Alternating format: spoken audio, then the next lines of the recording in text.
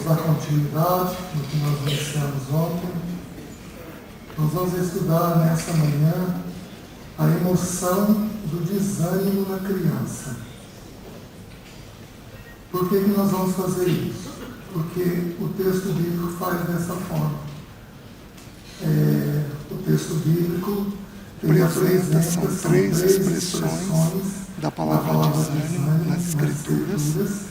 São 9 versículos apenas no hebraico, no Novo Testamento. São muitos versículos no Velho Testamento, mas eu vou me dedicar apenas ao Novo Testamento. No Velho Testamento são 4 originais para a palavra desânimo. Cada um deles tem uma ênfase. E no Novo Testamento é um versículo muito conhecido, de Colossenses, capítulo, não precisam abrir, Colossenses 3, 21, que diz assim: Pais, não irriteis os vossos filhos para que não fiquem desanimados. A palavra desânimo é a palavra que traduz a palavra depressão nos dias atuais.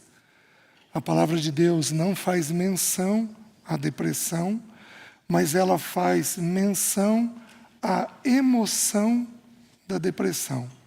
Então nós vamos hoje, amanhã de manhã, se o Senhor assim nos permitir, estudar as 9 porções que falam a respeito disso. Vamos tentar dar uma olhada nesses 9 versículos. Curva sua cabeça, vamos orar.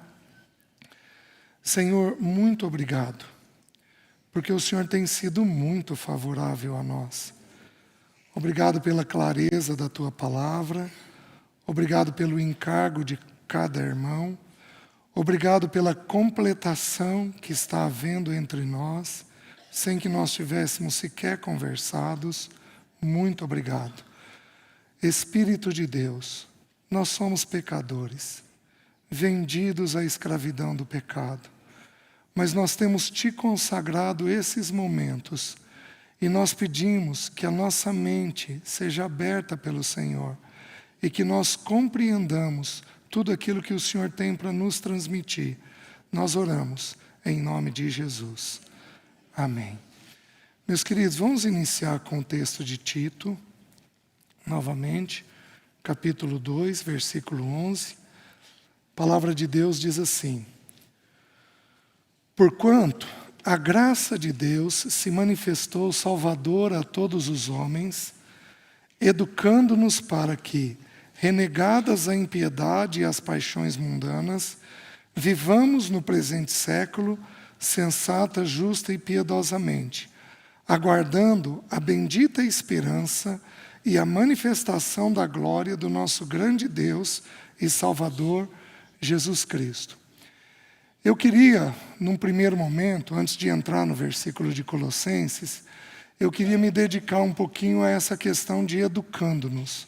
Separa 2 palavras nesse texto: a palavra educando-nos e a palavra esperança.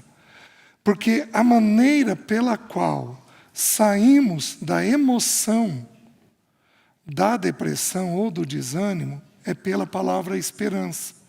Então, na sexta-feira, nós vamos nos dedicar a esta palavra em particular, a palavra esperança. Queridos, eu preciso que a gente compreenda 2 coisas iniciais.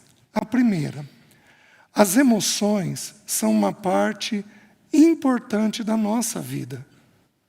Deus as fez. Jesus não as rejeitou. Nós não podemos menosprezá-la ou desprezá-la, como às vezes alguns irmãos ou autores tentam fazer. A emoção, ela não pode governar a nossa vida, mas a emoção, ela precisa ter o lugar dentro dela. Emoção não é pecado. Eu próprio preguei por algumas vezes, lá no início, por exemplo, que a ansiedade era a incredulidade. E, meus queridos, eu não tenho mais coragem de dizer isso. Porque a ansiedade é uma emoção própria de um corpo caído e de um mundo caído. Então eu vou dar um exemplo simples para vocês.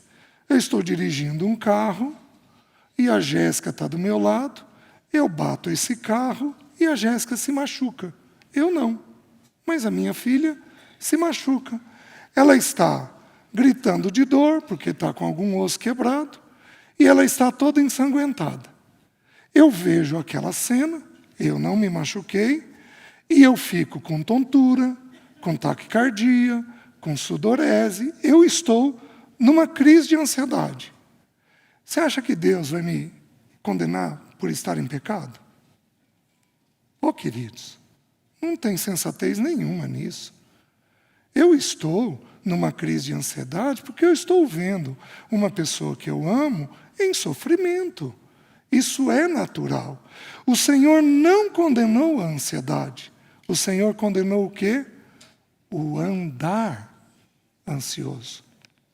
Então é diferente se eu toda vez que for entrar no carro ter tontura, taquicardia, sudorese, porque eu tenho medo de que eu vá bater o carro e a Jéssica vai se machucar. Aí, se eu ficar nisso meses a fio, eu estou andando ansioso. Aí o Senhor condena. Então a ansiedade, ela é uma emoção natural de um corpo caído e de um mundo caído. Como a irritação. Existe um aspecto dela que não é pecado. Porque o que o texto bíblico nos diz? Irai-vos e não pequeis. Existe uma ira que é natural da vida. E quando Deus a domina, ela não constitui pecado. Por quê? Porque de vez em quando nós vamos ter que queimar a beira do arraial. Lembra de Deus? Lá em Números, com o povo fazendo queixa, queremos comida, queremos comida, queremos comida, estavam com saudade dos melões, dos pepinos, e vai por aí afora, e Deus queimou a beira do arraial, numa ira, num momento de ira. Existe uma ira que não constitui pecado, só que para não constituir pecado, ela não pode ter emoção, ela tem que ter lucidez. Se tiver emoção nela, se a emoção dominar a emoção da ira, você vai cair em pecado. Porque aí você vai falar o que não deve, vai falar na hora que não deve, vai reagir de um jeito que não deve. Mas quando ela provém de Deus, ela é santa, ela é bendita. Então são emoções que todos nós temos e que elas não são necessariamente pecado. A tristeza. Eu já vi pessoas de luto e irmãos queridos condenando a pessoa porque está triste. Não, você não pode estar triste. Você tem que lembrar que está no céu. Mas, meus queridos, como é que eu explico Jesus chorando com Lázaro? Você acha que Jesus chorou porque ele estava ultra e mega feliz? Ele chorou porque ele estava vendo o que é na vida dele a dor do luto. E é interessante que o Senhor Jesus, a gente desconsidera isso, mas o Senhor Jesus teve 3 lutos na vida dele. Jesus teve a perda de José, a Bíblia não faz menção, mas é o entendimento que os autores têm. José morreu, por isso ele assumiu a mãe na cruz, ele como filho mais velho, ele deixa a mãe na responsabilidade de João. Jesus teve a perda de João Batista, e se você ler o texto bíblico, Jesus se recolhe com os 12, os 70 tinham acabado de chegar quando João é decapitado, mas Jesus recolhe os 12 à parte porque ele também está de luto, e Jesus teve a perda de Lázaro. Jesus passou por 3 lutos naqueles 3 anos de ministério dele. Ou de José, do pai dele, nós não sabemos exatamente quando foi. Mas Jesus passa por esse luto no período da vida dele. Então, a tristeza, você se depara com o pecado de alguém. Olha o que a Bíblia diz. Porque a tristeza, segundo Deus, líderes terão tristeza. Eles precisam ter tristeza.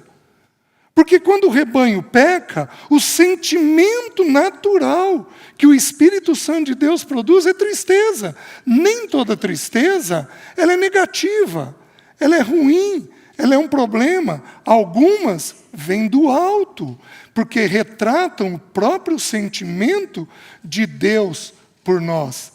Os irmãos estão entendendo? Então, meus queridos, as emoções elas não são problemáticas, mas elas precisam de serem santificadas. Nós precisamos aprender a pensar segundo Deus e nós precisamos aprender a sentir segundo Deus. Como nós precisamos aprender a tomar decisões segundo Deus. Só que nós, os pregadores, via de regra, nos concentramos em dizer para vocês o que é para ser feito. Haja assim, não haja assado, faz desse jeito, não faz daquele jeito. E nós nos esquecemos, nós, os pregadores, eu estou me incluindo, que a vontade deriva do pensamento e da emoção. Então, se nós não ajustarmos em vocês a maneira de pensar e a maneira de sentir, obviamente que as decisões não são bem tomadas. Por isso, nós precisamos de uma visitação do Espírito Santo de Deus, que toma a obra da cruz. E como nós vimos ontem, Jesus morreu pelas nossas dores emocionais. Jesus morreu pelas nossas doenças mentais, por todos os distúrbios mentais, emocionais que nós temos. Jesus morreu por isso. E aí eu entro no segundo ponto. Então, o primeiro é que as emoções não constituem necessariamente pecado, mas elas precisam ser santificadas. A segunda é o quê? É que, meus queridos, quem nos educa é o Espírito Santo de Deus. E aí você precisa entender. Nós vamos entender que o Pai desejou salvar um povo e tornar esse povo exclusivamente seu. O Filho, de acordo com Provérbios 8, arquitetou a obra e cumpriu esta obra. Mas, meus queridos, quem toma a obra e aplica aos nossos corações é o Espírito Santo de Deus. Por isso, ele não pode ser entristecido. Ele não pode ser apagado.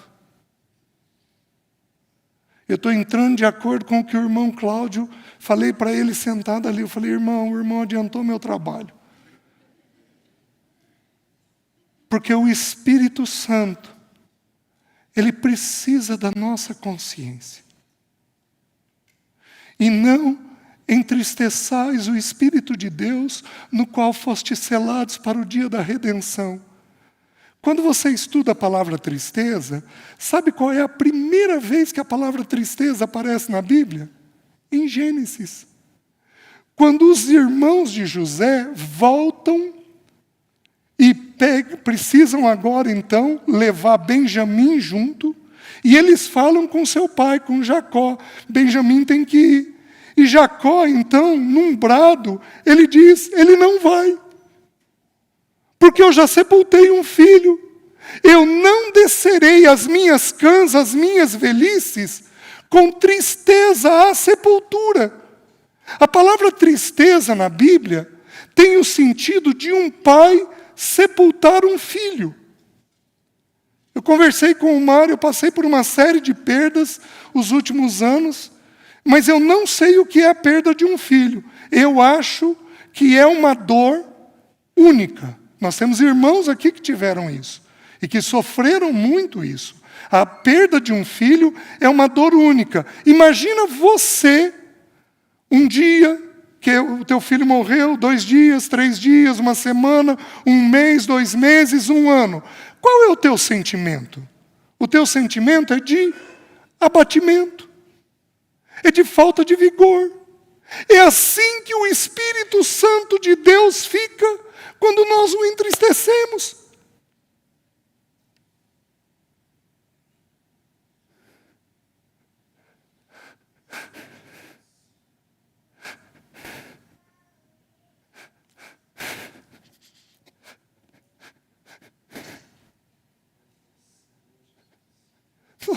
ser cooperadores com Ele, meus irmãos. Senão nós não vamos avançar. Cristo não vai ser formado. A pregação do irmão Mac de ontem à noite não vai ocorrer. Porque a nossa alma não coopera com Ele. Então o Espírito Santo de Deus, ele precisa ser muito respeitado dentro de nós. Ele não pode ser entristecido, ele não pode ser apagado dentro de nós. E nós usamos a consciência para manter uma boa vida diante dele. Um termômetro que você pode usar é quantas vezes você pede perdão por ano.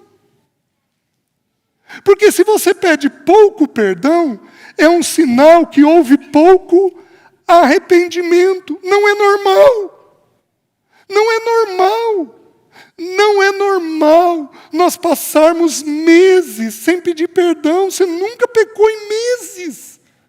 Pode até ser que um entre nós aqui, maduro, equilibrado, um homem que alcançou uma medida alta diante de Deus, não tenha isso. Mas, meus queridos, mesmo para eles não é normal. Mesmo para eles. O Billy Graham, numa das conferências que ele fez para o mundo todo, ele confessou pecados da velhice dele. Confessou diante de todos os irmãos. Lutas que ele tinha. Então, o natural nosso é que nós tenhamos uma sensibilidade tal que a gente vá buscando em Deus essa cooperação com o Espírito. Espírito, o que o Senhor está falando? Onde o Senhor está me educando? O que o Senhor está fazendo comigo? Para que então a gente consiga avançar. Os irmãos estão entendendo? O Espírito é o responsável. Só anota aí, João 14, 26. Mas o Espírito Santo, a quem o Pai enviará em meu nome, esse vos ensinará todas as coisas e vos fará lembrar de tudo que tenho dito. Quem comunica é Ele. É Ele quem aplica a obra do Senhor dentro de nós. João 16, 13. Quando vier, porém, o Espírito da verdade, Ele vos guiará a toda a verdade. Se Ele fica desanimado, se Ele fica abatido dentro de nós, se Ele fica triste dentro de nós perdemos. Então, podia parar aqui, pôr o joelho no chão e encerrar o estudo. E nós gastarmos tempo em oração, para nós buscarmos arrependimento naquilo que necessitamos. Precisamos buscar um enchimento do Espírito. Meus queridos, o profeta João Batista, quando em Lucas ele é mencionado, a palavra João significa Jeová é gracioso, é um doador gracioso. Tem outros autores que dizem graça de Deus, é o sentido da palavra João. Olha o que foi falado dele. Em ti haverá prazer e alegria. Muitos se regozijarão no seu nascimento. Ele será grande diante do Senhor. Não beberá vinho nem bebida forte. Será cheio do Espírito Santo desde o ventre materno. O Espírito Santo pode tomar nossos filhos e enchê-los, como fez com Samuel, como fez com João Batista. Converterá muito dos filhos de Deus, dos filhos de Israel ao Senhor seu Deus. Irá diante do Senhor no espírito e no poder de Elias. Elias foi um profeta que restaurou Israel. Então, João Batista era um restaurador. Ele vai converter o coração dos pais aos filhos. E não o inverso. Porque Paulo termina uma das epístolas dele dizendo, se não me engano, Coríntios, dizendo, Romanos, não são os filhos quem tesouram para os pais, mas os pais quem tesouram para os filhos. Os filhos precisam ver em nós o primeiro movimento. Eles precisam ver em nós. Eles precisam ver em nós uma vida cheia do Espírito. Ele vai converter os desobedientes à prudência dos justos e habilitar para o Senhor um povo preparado. Meus irmãos, esse é um homem cheio do Espírito.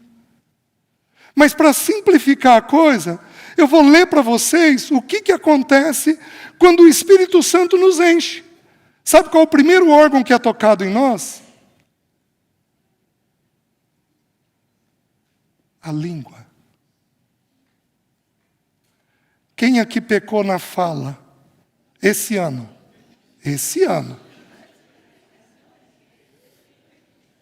Quem não pecou na fala este ano? Graças a Deus. Não vou ter que perguntar sobre mentira. Né?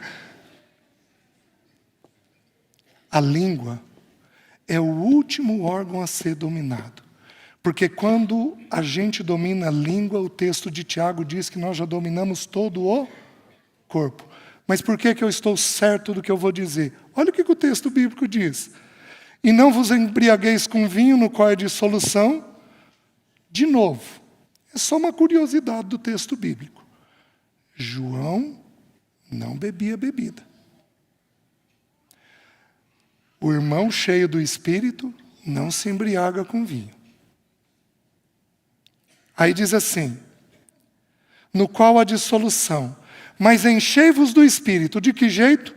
Falando entre vós com salmos, entoando e louvando de coração ao Senhor, com hinos e cânticos espirituais, dando sempre graças a Deus por tudo, em nome do nosso Deus e Pai, em nome do Senhor Jesus Cristo. Dando sempre graças por tudo a nosso Deus e Pai, em nome do Senhor Jesus Cristo. E a última atitude, sujeitando-vos uns aos outros no temor de Cristo. 3 toques na língua e 1 toque na vontade. 1 toque na sujeição. É isso que o Espírito Santo faz conosco. Agora, meus irmãos, nós temos que, com urgência, deixar que Ele santifique nossa mente, nossas emoções. Você precisa começar a pedir, Senhor, o que eu penso está dentro da Tua vontade?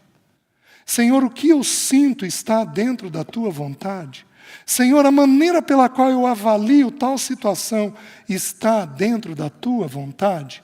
Senhor, isto é o que o Senhor quer, é o que o Senhor tem. Queridos, mente e emoção.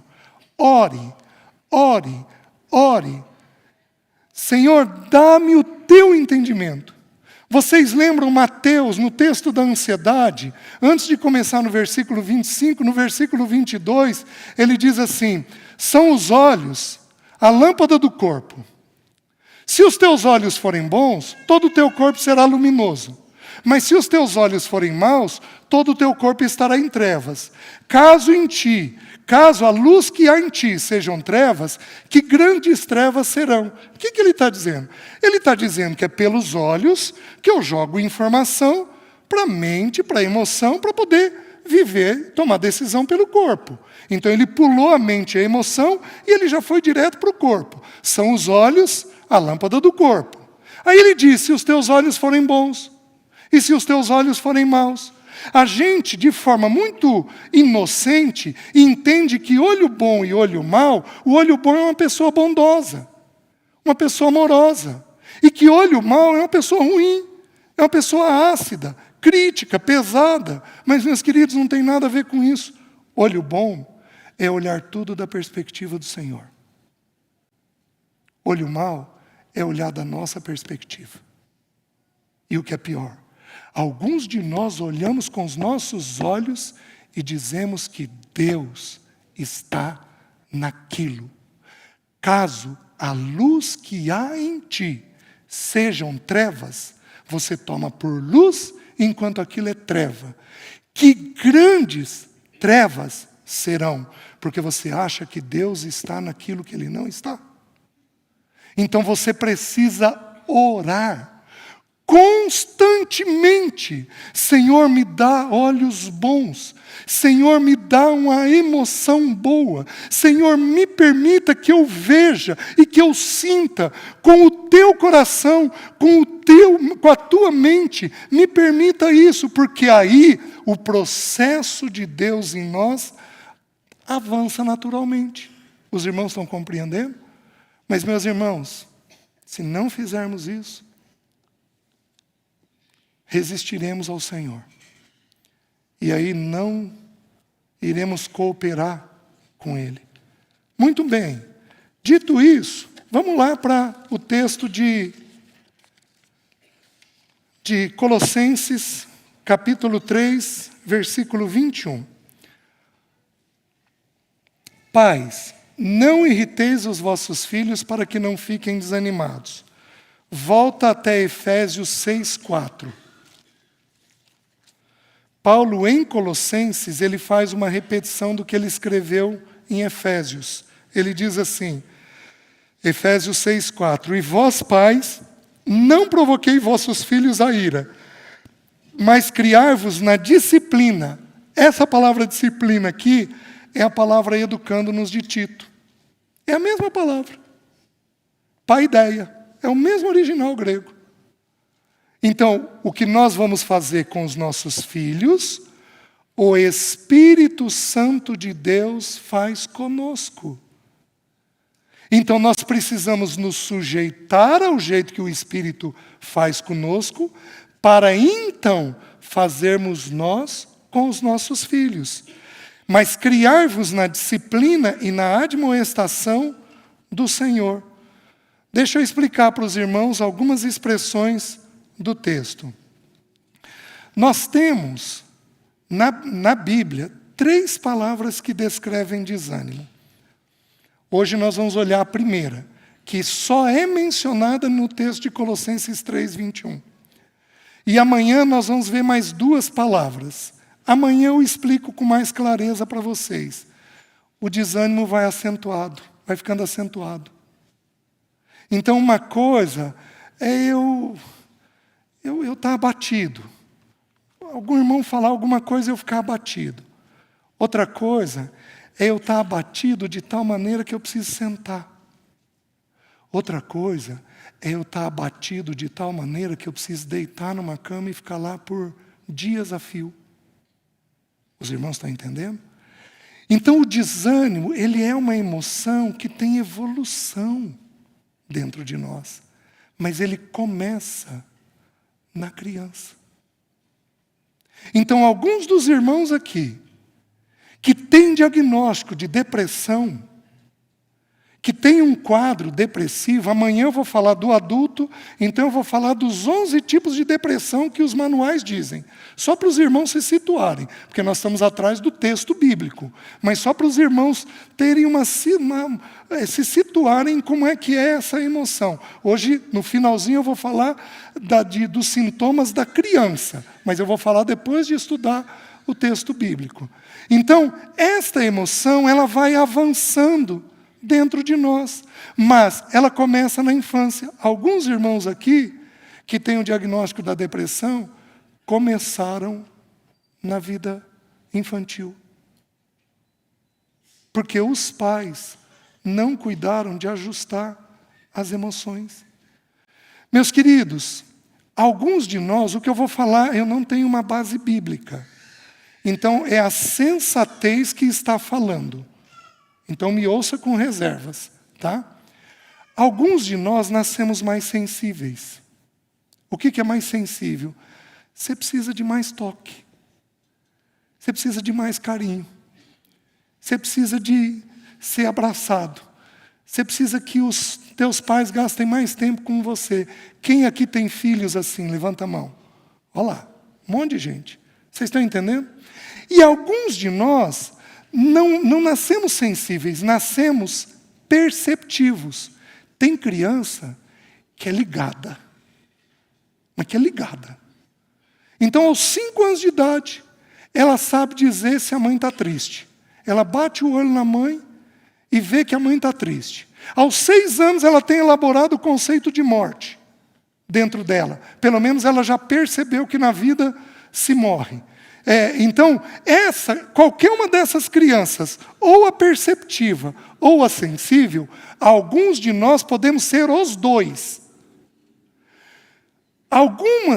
Quando nós somos assim, o que acontece com nós? A vida cresce muito rápido. E a gente pode ou ficar ansioso, porque está percebendo muito, ou ficar desanimado, porque está sentindo muito. Esse filho tem que ser cuidado mais. Porque senão nós treinamos, gente, tudo é um treinamento. A palavra paideia, que é a palavra disciplina e a palavra educando-nos, significa treinamento. Os nossos filhos são treinados por nós, no pensar, no sentir e no agir. No pensar, no sentir e no agir. E o que é pior? A pior fase que existe na formação do filho, os irmãos vão dizer que é e não é a adolescência. Sabe por quê? Porque dos 6 aos 12, o filho absorve e não manifesta. Ele está ligado. Está olhando tudo. Está fazendo a leitura de tudo, na mente e no afeto. Está entendendo tudo. Aos 12 anos, vira uma chavinha e começa a pôr tudo para fora. E aí você vira e diz, meu Deus, que coisa. Como a adolescência é complicada. Dos 6 aos 12, é a pior fase que tem na formação do filho. O filho, de acordo com as Escrituras, é formado até os 30 anos de idade.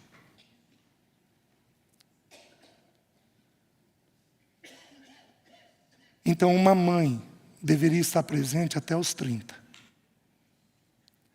Em especial, até os 12. Porque aí entra um pouquinho do pai. Mas aí é um outro assunto para a gente ver. Então, tem pessoas, tem irmãos aqui adultos que são mais sensíveis ou que são mais perceptivos. Quem tem aqui uma mente muito ágil, levanta a mão. Rápida de pensar. Pronto. Quem aqui é muito sensível, precisa de muito toque, levanta a mão. Pronto. Os irmãos estão entendendo? O que vai acontecendo? Essas pessoas vão absorvendo mais coisas da vida. Mais coisas. E aí, a emoção não suporta. Nós temos tido suicídio infantil. Por quê? Porque o nível de informação é tão alta, que a emoção, lembra que a emoção é mais lenta? O que entra aqui vai descer aqui, e o filho simplesmente não suporta aquele tamanho de dor que tem dentro dele. Então aquela informação tem que ser interpretada na emoção de todos nós. E aí, alguns aguentam, alguns outros não aguentam, especialmente o sensível e o perceptivo. E o que acontece? Vai produzindo uma sensação de desânimo, né? Aqui nós temos algumas coisas, algumas palavras que nós temos que ver. A palavra pai, aqui ela é pater. Então os estudiosos são divididos, porque essa palavra pode significar pai, masculino, mas também pode significar pai ou mãe. Então os estudiosos ficam divididos em se é só pai, que é o pai homem quem irrita o filho, ou se é o pai e a mãe que irrita o filho. Eu vou ser bem honesto. Quem costuma ser mais irritado na tua casa? O homem ou a mulher? Perguntas difíceis. Deixa eu perguntar de um outro jeito. Deixa eu simplificar. Quem aqui é irritado? Levanta a mão. Alto. Isso. Quem aqui é irritado para dentro? Faz bico. É irritação do mesmo jeito. Volta aqui. Presta atenção no que eu vou te falar. Se eu olhar que a palavra foi escrita ao Pai homem, eu tenho um entendimento. Qual o entendimento? O homem não pode provocar o filho à ira e nem pode deixar a mãe provocar o filho à ira. Porque quem santifica a mãe é o Pai. Quantas mulheres aqui são irritadas? Levanta a mão. Então, meus irmãos, está aí a responsabilidade de vocês. Vira para ela e diz assim: Deus vai te fazer mansa.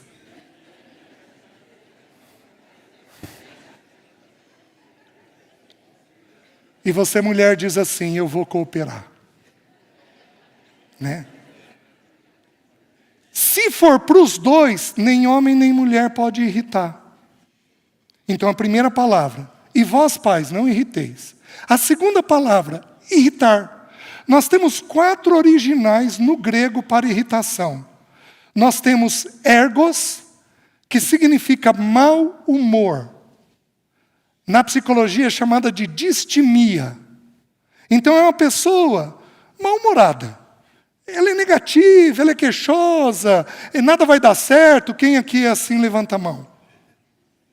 Certo? Certo, só um corajoso. Vai ter mais, com certeza. Aí nós temos a palavra tumos. O que é tumos? Tumos é aquela ira em que você joga uma coisa. Quem aqui já jogou coisa? Levanta a mão. Eu não consigo ver bem. Mas levanta de novo a mão. Vou precisar pedir para vocês levantarem 2 vezes a mão. Tumos é uma ira que dura meia hora, mas ela mata. A primeira vez que ela aparece na Bíblia é quando Herodes mandou matar as criancinhas. O texto bíblico diz que Herodes foi tomado por fúria. A palavra fúria ali é tumos. Essa ira fala sem pensar, machuca, joga coisa, explode, dura de meia hora a 2 horas. Aí a pessoa desce. E ela vive como se nada tivesse acontecido. É meio que fora de si a pessoa. Quem tem essa ira tumos, levanta a mão. Certo. Olha lá quantos irmãos. Aí as outras 2 palavras, elas significam incitar a ira. Elas não significam necessariamente ira, mas elas significam incitar uma pessoa à ira. Então ela está dizendo, ela é usada no texto de Efésios 6,4, é usado a palavra parorgizo, que significa incitar a ira, e no texto de Colossenses é usada a palavra eretizo, que tem o mesmo sentido, incitar a ira. Vou dar um exemplo. Sabe aquele tio que você tinha, que passava perto de você e pá, dava um tapão na tua cabeça? Dava um croque na tua orelha?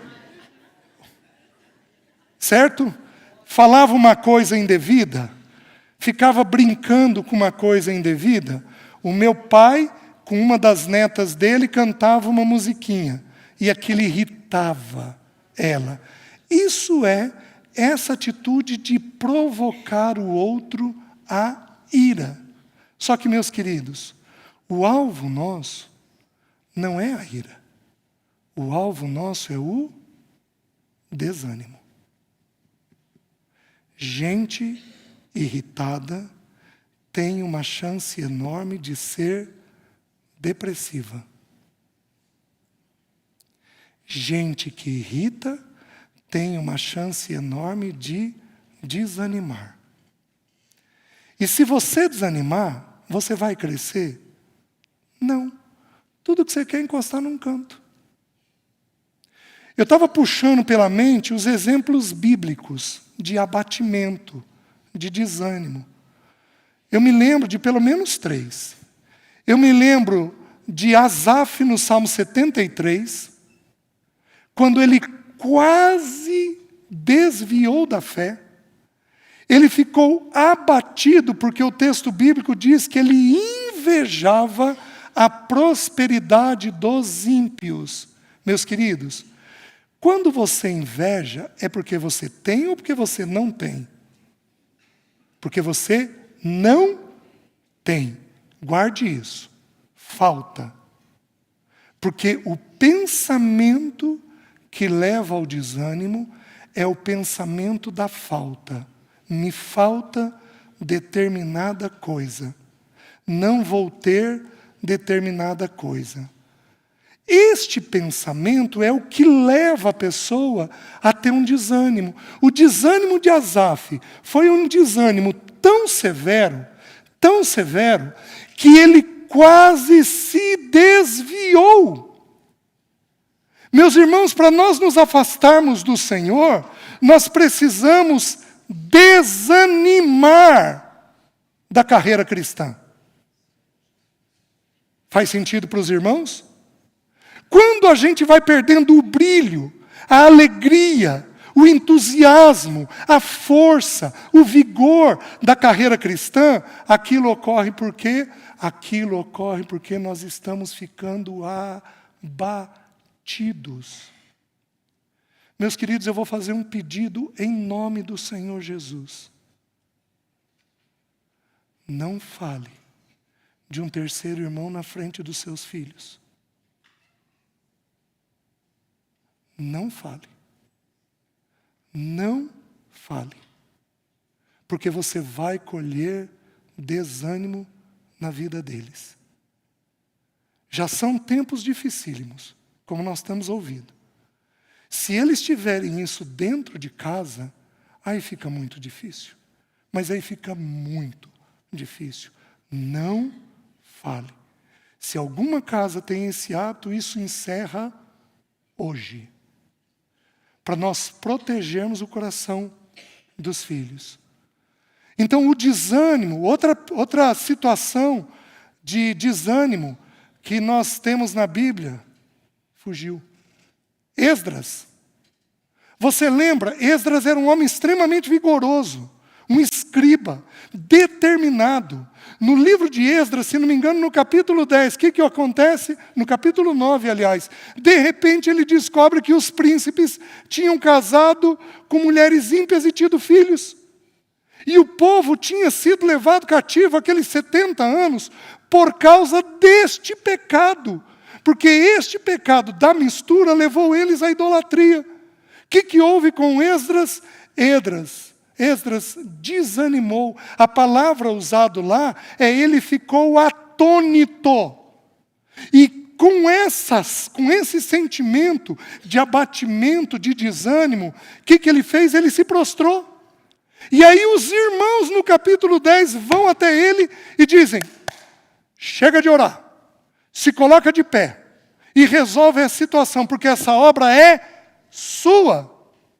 Então, situações de desânimo que vão atingindo o nosso coração. Outra pessoa que teve isso nas Escrituras, só que a gente só olha a questão da ira, foi Jonas. Jonas ficou irado com Deus, porque Deus ia salvar a nação que ia levar o reino do norte cativo, em cativeiro. E ele queria que aquela nação de Nínive fosse destruída, para que não ocorresse, então, a profecia de que a Assíria levaria cativa o reino de Israel, o reino do norte.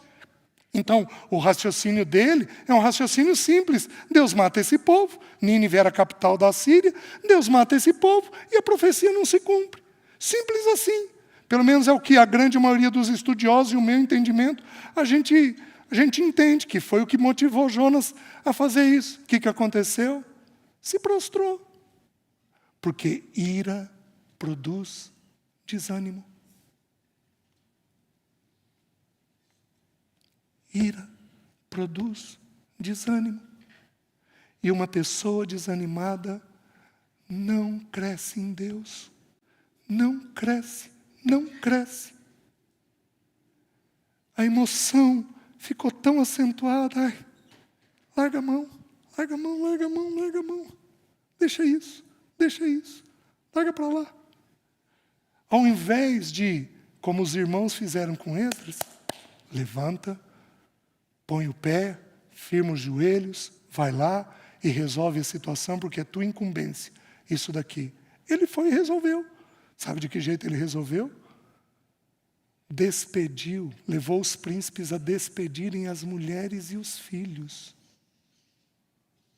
Meus irmãos, isso é pouca coisa?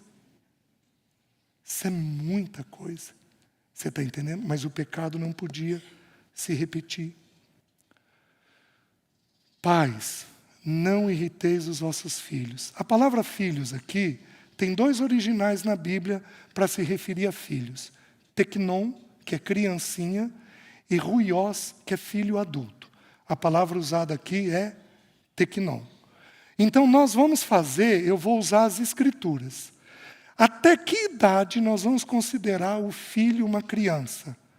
12 anos, que é a idade que a Bíblia estabelece. 12 anos, ele está aprendendo. Dos 12 aos 30, é jovem. Dos 30 em diante, ele é adulto. Se eu usar a linguagem de 1 João, filhinhos de 0 a 12, jovens de 12 a 30, pais de 30 em diante. Né? São as 3 fases do crescimento nosso, do crescimento espiritual nosso. E a Bíblia faz uma mistura também do crescimento emocional nosso, nas mesmas idades. Porque diz que Jesus crescia em estatura, corpo, graça, espírito e sabedoria, emoção. Ele estava aprendendo a pensar segundo Deus. Hoje, a neurociência confirma isso, confirma a Bíblia. Por quê? Porque hoje as conexões cerebrais amadurecem totalmente aos 27 anos de idade. Ontem um irmão me procurou, um estudioso desse tema, que trabalha com avaliação neuropsicológica. Ele me procurou e disse: César, é impressionante. O cérebro começa a envelhecer, a perder as conexões entre 30 e 33. Aí ele concluiu junto comigo. Jesus, quando começou a envelhecer, subiu. É maravilhoso, gente, a Bíblia é a Bíblia. É a Bíblia. Eu estou num desafio novo esse ano. Se o Senhor me der graça, eu quero cumpri-lo. Eu leio a Bíblia todo ano, uma vez. Eu resolvi ler 2 vezes esse ano. Eu gosto de números. Então eu lia por capítulo. Eu resolvi ler por folha. Sabe quantas folhas da Bíblia você precisa ler por dia para ler a Bíblia 2 vezes no ano? 5 folhas. 5. No meu ritmo de leitura, dá 21 minutos. 2 vezes no ano. 21 minutos. 21 minutos, você fica no WhatsApp, fazendo sei lá o quê. Você fica no intervalo de um jogo de futebol. É ridículo. Nós amamos pouco a palavra. Por isso somos pouco transformados. Então fica aí a sugestão para os irmãos. O que irrita filho? Eu preciso ir rápido. O que irrita o filho? E eu vou ser bem objetivo, porque tem esses estudos aí na internet. Você precisa ouvir isso de 2 formas. Primeiro, se você estiver aqui na condição de pai, você se avalia, se você não está fazendo isso com teu filho. Tá? Se você estiver aqui na condição de pai, com o teu filho sentado no auditório, você pede misericórdia de Deus. Porque você vai ouvir daqui a pouco. Só que todos nós aqui, mesmo que não estejamos na condição de filho, já fomos filhos um dia. Então isso daqui é para a gente entender como é que o pecado foi processado dentro de nós, foi trabalhado dentro de nós. Primeira coisa que irrita um filho: falta de tempo. O filho foi criado para pertencer. E com a queda, nós nascemos com a comunhão morta. Então nós não temos a comunhão com Deus. Nós buscamos quem? Pai e mãe. São eles os que deveriam nos dar pertencimento. Nós podemos ter algumas situações em que Deus faz uma visitação especial. Por exemplo, a viúva. A viúva tem que sair para trabalhar. Os filhos dela vão ficar com quem? Deus fez uma promessa, que ele seria o pai dos órfãos. Então você pega boas viúvas e elas costumam não ter problema com os filhos. Porque Deus foi o pai dessas crianças. É uma coisa impressionante. Elas têm o tempo limitado. Pessoas com doenças na família podem ter o tempo limitado. Então nós temos um pai doente. A mãe fica dividida entre cuidar dele, ir no médico com ele. Fica dividida com toda essa situação. Ela vai dar um pouco menos de tempo. Onde abundou o pecado, superabundou a graça. Então nós podemos ter uma doença. Nós podemos ter uma doença de um filho, onde você tem que deixar um filho e levar o outro para a capital, para ter que tratar ele por meses a fio. Podemos ter situações desse tipo. Tudo isso é contemplado pelo Senhor. E toda vez que o pecado gera um estrago na família, o Senhor compensa derramando mais graça. Mas, meus queridos, a grande maioria de nós não tem essas situações. E se você não der tempo, seu filho desanima. Seu filho abate. Porque filho precisa de tempo. É uma verdade que alguns filhos nascem objetivos. Tem filho que quando abraça o pai faz assim. Alguém tem filho assim? Tem filho que trepa em você. Já de criança. Qualquer um dos dois você vai ter que regular. Se ele abraça assim, não. Você vai aprender a abraçar do jeito do papai. Aperta um pouquinho mais. Vem cá. Isso, olha que gostoso. Você educa, você treina o afeto. Vocês estão me entendendo? E, queridos, aqui nós temos um agravante. Até os 12 anos, a mãe é mais presente dentro de casa. Aqui está o filho. Quem é o primeiro elemento que protege o filho dentro da casa? A mãe. Quem é o segundo? O pai. Por proximidade, o acerto e erro da mãe tem mais peso sobre a vida do filho.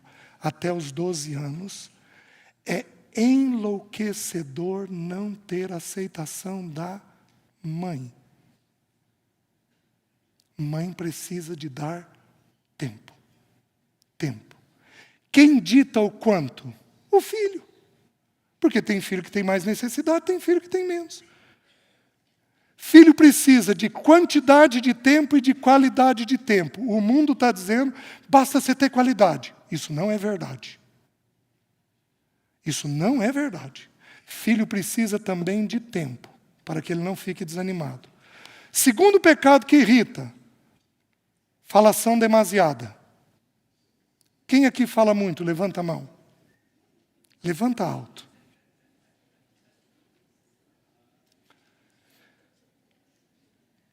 Alguns dos irmãos são repetitivos. Você repete por alguns motivos, mas você repete. E aquilo enche os picuá. Aquilo cansa o filho por dentro. Presta atenção no que eu vou te falar. Não há órgão mais importante do que o ouvido. Meus irmãos, me perdoem, eu encho os picuá. É uma expressão lá da região que, me perdoe, tá? Aquilo cansa o filho, fica melhor dito. Me perdoem a expressão. Então, à medida que o filho cansa, você perde o ouvido. E a fé vem pelo? Falou demais. Ele aprende a escutar sem ouvir. Tá bom, mãe. Tá bom, mãe. Pss, pss. Repetição. Tem gente que é professoral. Eu estou levantando as minhas duas mãos. Eu fui assim. Tem gente que em tudo tem um ensino. Filho, porque olha, isso daqui é pam, é pam. E a gente vira... Tem alguém aqui que é professoral? A gente vira um chato. Porque tudo tem uma coisa para ser ensinada. A gente não é leve. Tem gente que é prolixa. Dá um tiro de cartucheira. Alguém aqui é assim? Levanta a mão. E aí, é outro chato. Porque assim, estica a conversa. Queridos, nós lemos os 4 evangelhos em 10 horas. Tudo o que Jesus fez e falou ficou resumido numa leitura de 10 horas e permanece há mais de 2000 anos. Por quê? Porque não é pelo muito falar, mas é pela unção naquilo que você fala. Fala menos e põe mais o joelho no chão. E tem gente que quer convencer. Quem aqui é assim? Quer convencer a todo custo? Meus queridos, isso é arrogância. A irmãzinha, a senhorinha levantou a mão. Como é que eu digo para ela que isso é arrogância? É quase um desrespeito. Como é que eu faço isso? Mas, gente, você está certo. Eu estou certo. Eu estou certo. E você não sabe ouvir o outro, entender o outro, compreender o outro. Isso desanima. E aí teu filho entra na vida adulta mais abatido para viver a vida, mais desanimado para viver a vida. Que mais? Atrito conjugal irrita. Que casal aqui ano passado brigou algumas vezes? Levanta a mão. Levanta alto. Tem casal que diz, César, briguei uma única vez e não me resolvi.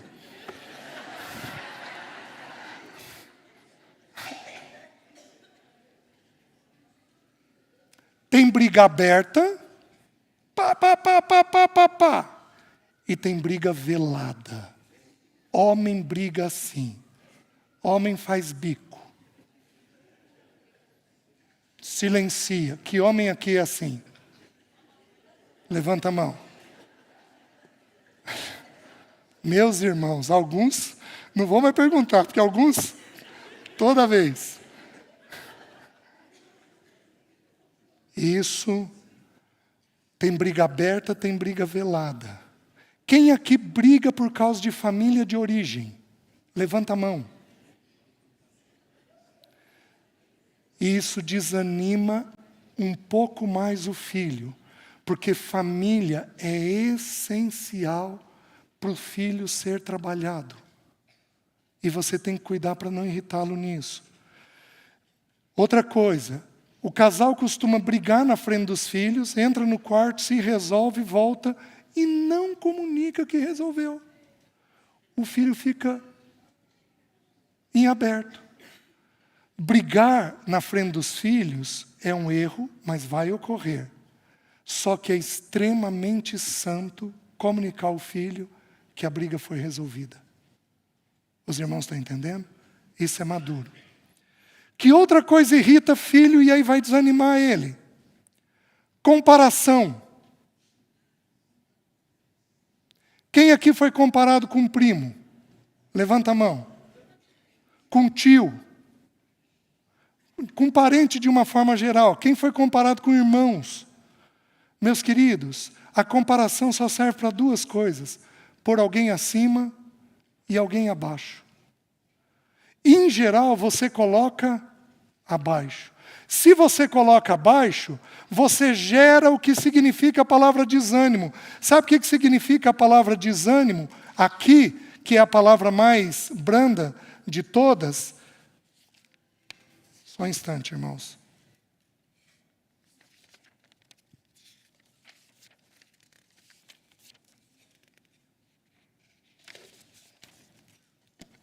significa estar desanimado, abatido, quebrado de espírito. O que você faz com o espírito do teu filho?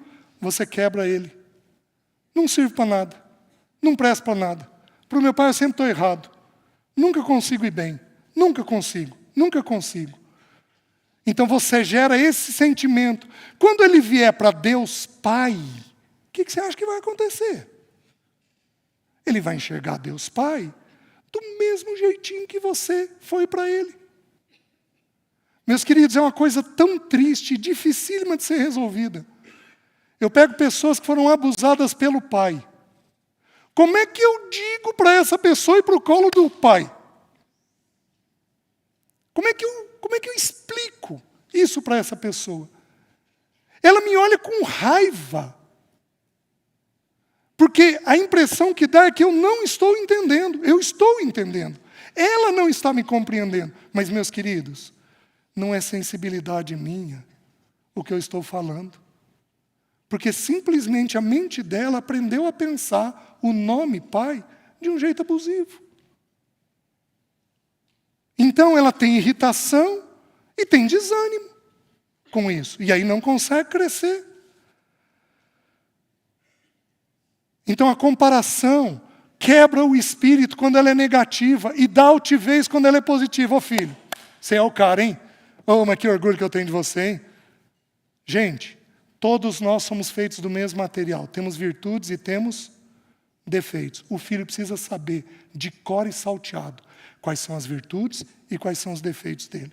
As virtudes têm que ser valorizadas, os defeitos têm que ser trabalhados e serem vencidos. Que mais? Predileção, preferir um filho do que outro. Quem aqui viveu numa casa assim, onde um filho foi mais preferido do que o outro?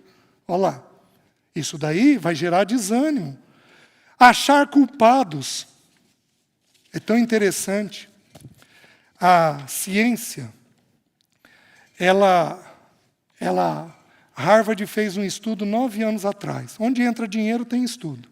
Eles estudaram as maiores empresas do mundo e as mais bem-sucedidas. Eles estudaram as Casas Bahia, inclusive. E aí, por que essas empresas foram tão bem-sucedidas? O que eles descobriram? Que a diferença estava no gestor, nos gerentes.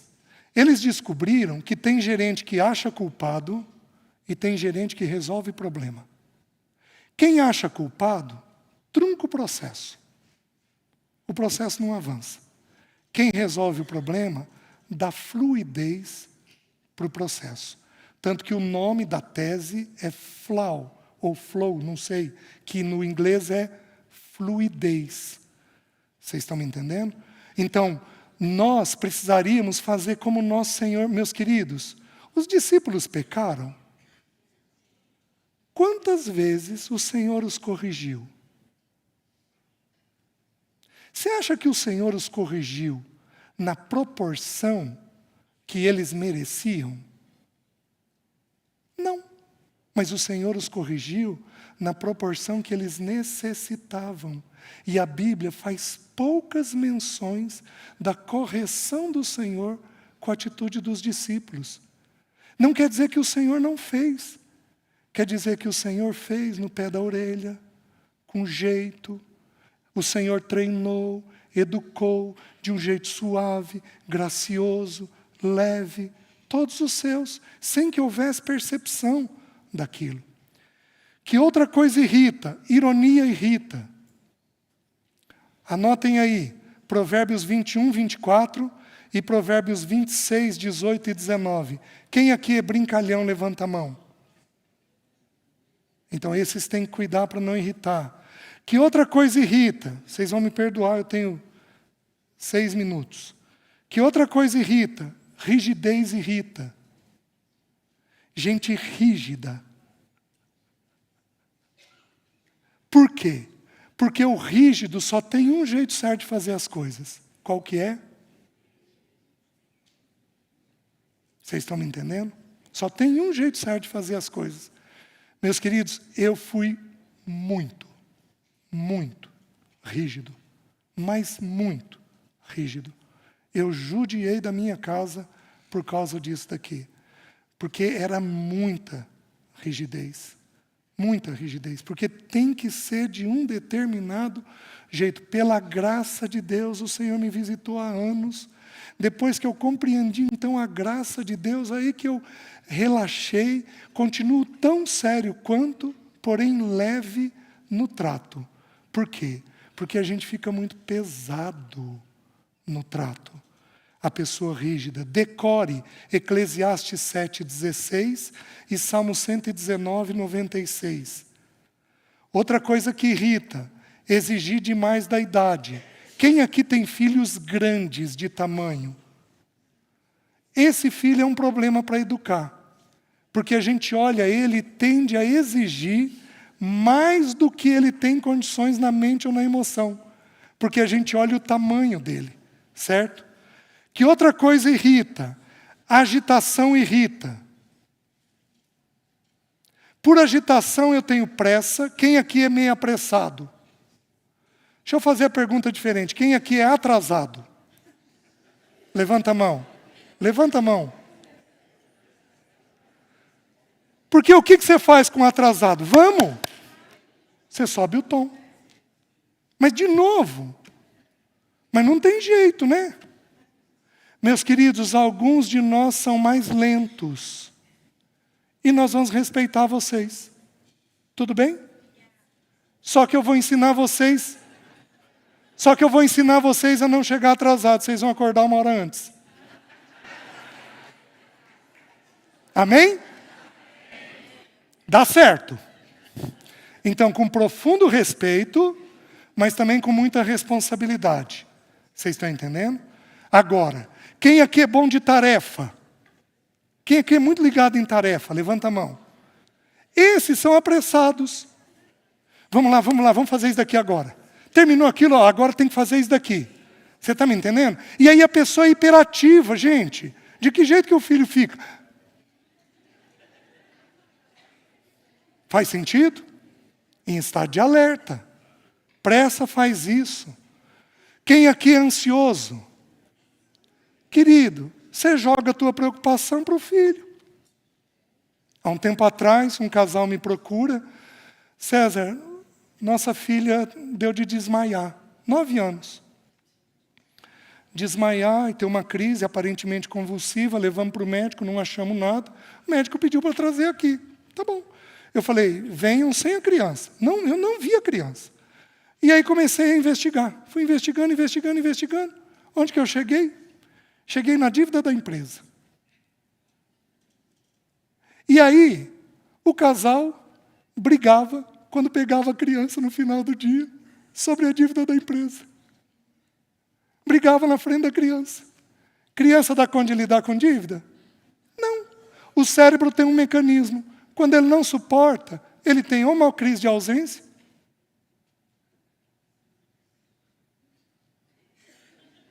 desligou. Ou ele desmaia. Ou tem paralisia do sono. Acorda e não consegue despertar. Acorda aqui e não consegue movimentar o corpo. Quem já teve isso? Isso daí é porque a mente não está parando. Criança tem tudo isso. Vocês estão entendendo? E tudo por quê? Porque está com preocupação demasiada na cabeça dela. Preocupação que não é dela. Penúltima coisa, falta de verdade. Incoerência entre falar e viver, prometer e não cumprir, e não elogiar. Quem aqui é seco e não faz elogio? Levanta a mão.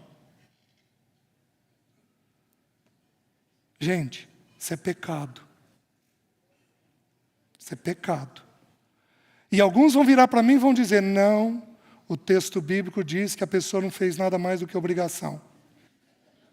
E é uma verdade. Porém, também é uma verdade, não seja a tua boca que te louve, sim a de outrem. O ser humano precisa de elogio, porque o elogio traz aceitação. O elogio traz graça. Ou nós estamos esquecidos da primeira frase que o nosso bendito Senhor nos dirá quando nós entrarmos na eternidade. Qual que vai ser? Oh, meu servo. que ele falou lá? Fiel, foste fiel no pouco, sobre o muito te colocarei. Vocês estão entendendo? Nós vamos entrar com ele olhando para nós com bons olhos, com atitude graciosa. Nós deveríamos fazer isso com os nossos, porque senão irrita. E se irritar, desanima, certo? E a última coisa, os abusos. Sexual, psíquico, de privação, emocional e físico. Eu vou pedir para os irmãos entrarem, esse ponto ele é importante. Eu vou pedir para os irmãos entrarem num canal do YouTube do irmão Gerson Lima, chamado Voltando a Cristo, e peguem um estudo de setembro agora, 4 pecados que mais dão espaço para Satanás, que lá nós estudamos a questão do abuso. Então, o que eu ia falar aqui, dá para ser falado lá. Para eu encerrar, 2 minutos. Quais são os sintomas de uma criança deprimida? Que os manuais trazem. Os manuais, nenhum deles fala de irritação. Porém, nós entendemos que pelas Escrituras, que pessoas que foram provocadas a ira podem ter desânimo. Então, pessoas irritadas podem ser pessoas deprimidas. Os manuais não dizem isso, mas pelas Escrituras nós podemos entender isso. Humor deprimido. Primeira característica. Perda de interesse. Criança mais passiva, sem vontade. Perda de peso ou dificuldade de ganhar peso. Aqui entra muitos adolescentes. Não ganha peso. Insônia, não dorme. Ou hipersonia, dorme demais. Agitação, muito elétrica, ou atraso psicomotor. Há um tempo atrás, uma mãe me procura, uma escola de elite lá em Maringá, 7 anos de idade a criança foi pega debaixo da carteira porque não conseguiu copiar o quadro negro. E aí, a mãe já tinha tentado resolver, trouxe o quadro para mim. Não pus a mão na criança. Tá, vamos dar uma olhadinha.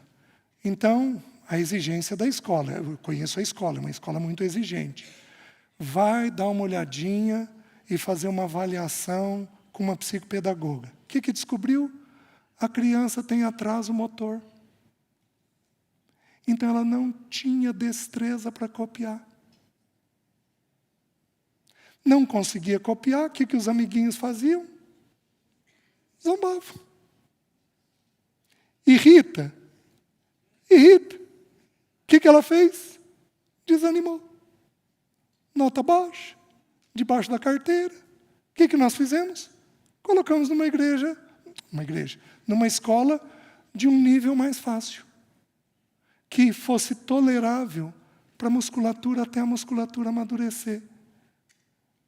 Aí amadureceu, passou todo o quadro. Então, agitação ou atraso psicomotor, fadiga ou perda de energia, dificuldade de concentração, pensamento de morte ou suicídio, sentimento de inutilidade ou culpa. Meus queridos, dá uma olhadinha nos teus filhos.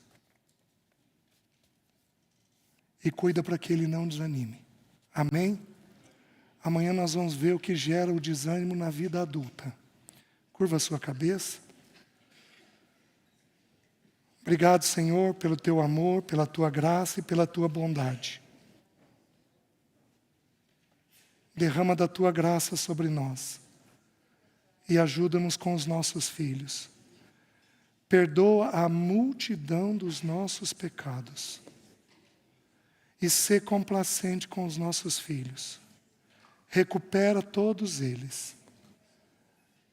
Não deixa que o desânimo os envolva. E ajuda-nos a saber lidar com o desânimo deles e nosso. Nós oramos em nome de Jesus. Amém. Amém, irmãos.